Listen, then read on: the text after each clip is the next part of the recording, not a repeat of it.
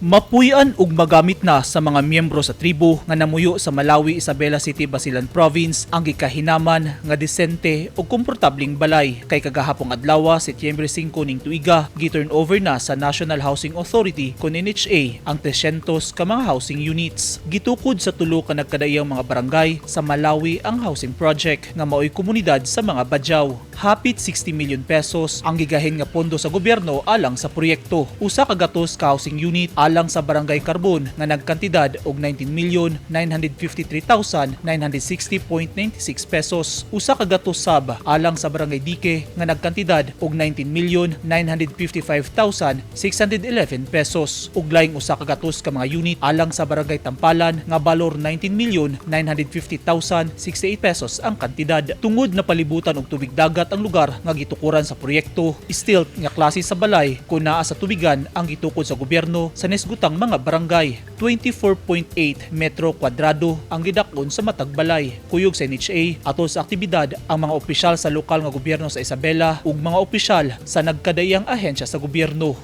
Eugene Hinutan, Newsline Philippines. Stay safe.